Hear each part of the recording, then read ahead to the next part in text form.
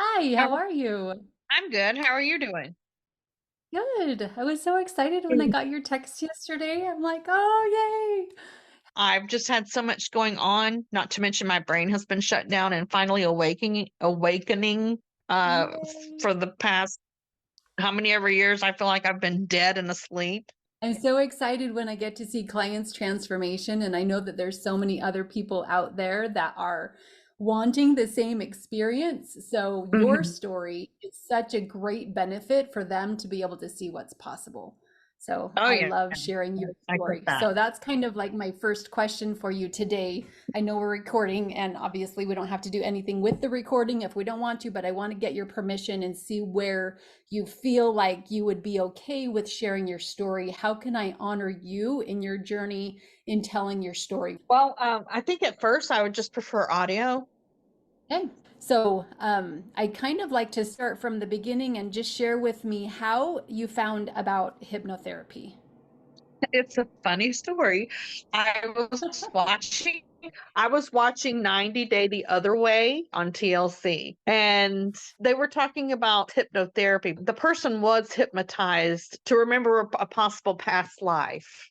Hmm. And that sort of stuff interests me, but it especially interested me about using it as a therapy. That kind of just intrigued me because I've always been interested and curious about hypnosis, Hmm. but I just didn't know about it. So anyway, that's what encouraged me first. So I started looking on Google about hypnotherapy, Uh-huh. and that's when I found you.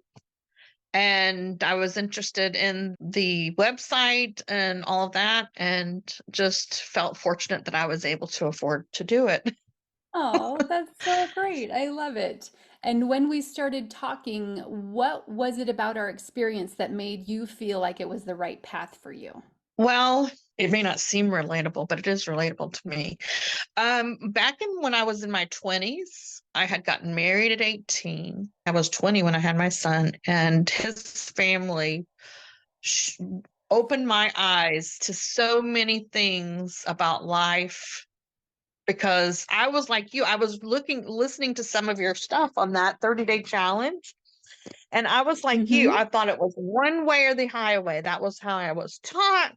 We do things this way. If you do it this way, it's not right. And I literally believed, I'm like, I think subconsciously I was thinking, well, if this is the way life works, it really sucks, because it would be nice to have it happen a different way.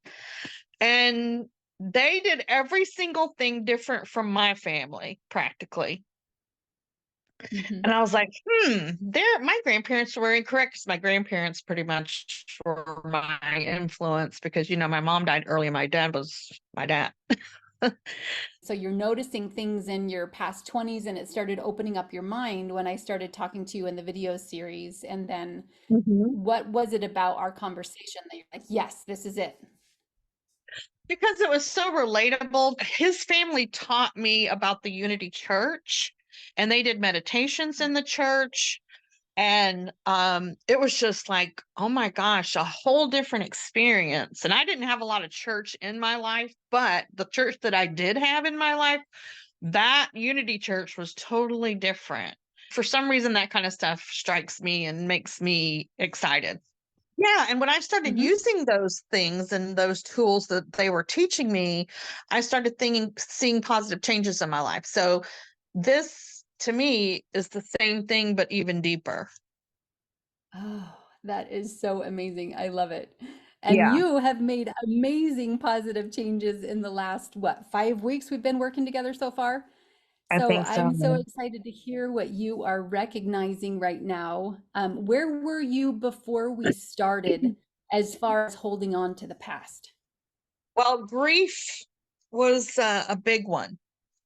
I don't think I realized I know I didn't realize I was holding on to grief. I can compare myself to your 30 days, the first week especially, and I can't even wait to do the second and third and fourth. I'm like, and it's like since I did some Awesome. of the stuff in my 20s, I'm like, I already know that. Let me move to the next one. you know? Yep. So Yep. when I get to one that I don't know or I've not really thought about, I'm like, oh good, this one's for me because I don't really know much about this. Let me Okay. listen to this one.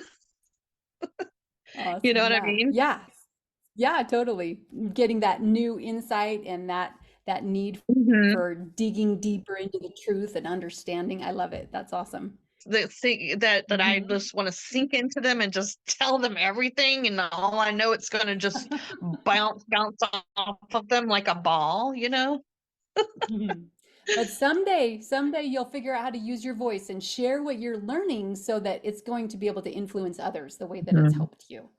I believe that. I believe I work with people Right. that Yeah. want to share their voice and want to get that out there. So before we Mhm. started working together, your mom had passed away when you were 12, and then there was a series of deaths that happened in your life, and you hadn't realized that you were holding on to all of those sequential experiences, right?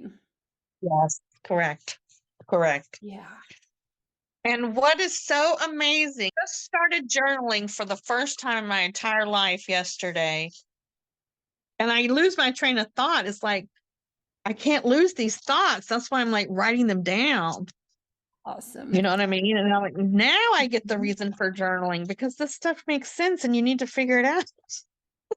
Yes, definitely. It helps you to connect what's happening in your head, to get it on paper, and then to see it with your eyes. Huge Yeah. connections there. And then Yeah. when you go back and relate it to like maybe 80 pages later and you go back in the beginning, you're like, boy, I was a sad puppy back then. I can't wait for that. Yep, looking back and that's a perfect time to do that right now at the end of the year where we get to look back over our year. That's awesome. Yeah. I I got have to read 40. you these three Okay. sevens. So the three sevens. Okay. Remember, I'm going through the grief. I have all this loss going on, not to mention my hysterectomy thinking, trying to decide. Did I tell you that? I know you have a million people to talk that you talk to, but I had a hysterectomy. I was bleeding. There was a lot going on with I told you my son's daughter with her three children moved in and our two-bedroom Mm-hmm. apartment, and I found out my uncle was had a sickness while I was helping with my grandmother. So a lot of stuff was happening. Mm-hmm. And then my grandfather had already passed away, then my grandmother, then my uncle. So we get to the funeral of my uncle, okay? And we're at the gravesite. They've taken him out to the gravesite. And I can't even remember who it was anymore. I think it was either my husband or maybe my son. But they said, look, they've all died 7 years apart. And Wow. the reason I related it to three sevens, because in reality, I guess it's really two sevens because my grandpa died first. And then 7 years later, my grandma dies. And then 7 years Mm-hmm. later, my uncle dies. But guess what year my grandfather died? 2007. That relates me to three sevens. Okay. So Mm-hmm. I'm like, I wonder what Google tells you about 777. I wonder if there's a significance about that number. Just yesterday, I looked up the significance. And so, really quickly, if I can, it says, Mm-hmm.